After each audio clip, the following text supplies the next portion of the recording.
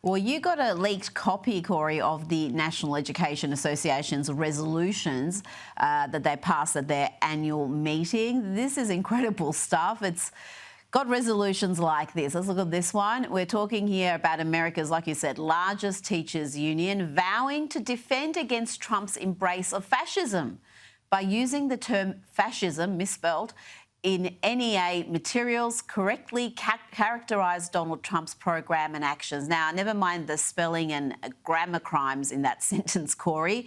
The ideology here is so wacky, so dangerous, and so out of touch with the mainstream. We're talking here about the popularly elected president. Yeah, this is insane. I mean, and it's just beyond parody that they can't even get the spelling right to spend thousands of dollars to call the president a fascist. They also had a separate one to call abolishing the Department of Education racist. So everything they don't like is either racist or fascist. They're just going to name call, but it's so ridiculous. If anything, the school system is what is racist. It's trapping poor, low-income kids, minority kids in failing school districts just based on their zip code. They're sentenced to a lifetime of poverty, and the school system is to blame. We should give the money to those families so they can go to other schools that give them better academic achievement results and better opportunities. So yeah, the NEA is it has an incestuous relationship with the Democrat Party. That lady that was screaming, Becky Pringle, she actually has a position as an at-large member in the U.S.'s Democratic Party at their Democratic National Convention. They're basically the same organization at this point. They're so partisan, and they just can't help themselves. They just inject politics into the classroom day after day. And this is, again, free advertising to pull your kids out of those schools. Absolutely. It's free advertising for homeschooling as well if you don't have school choice.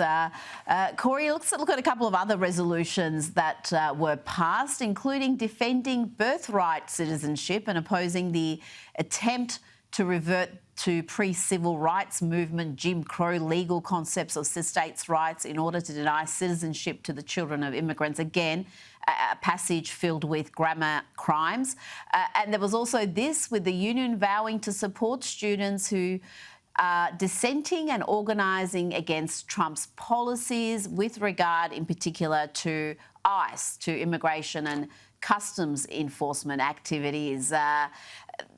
They are creating not just activists, but agitators here. It's insane. What is that?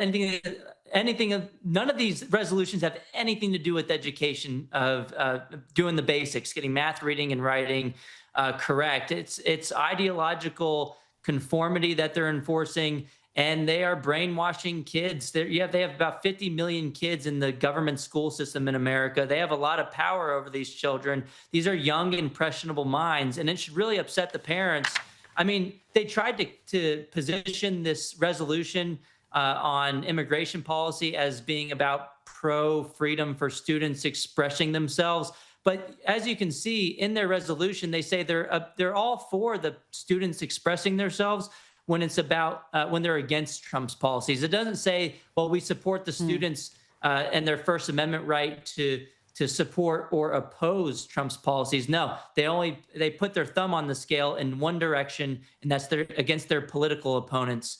Because again, the teachers union is just an arm of the Democrat Party. It's so obvious. All of their political contributions go to the left-wing Democrats every single year. About 99% of that funding is funneled to Democrats. It's a money laundering operation, and it ought to be illegal. At the very least, we need to revoke their federal charter. They're a political organization. They're not an education organization.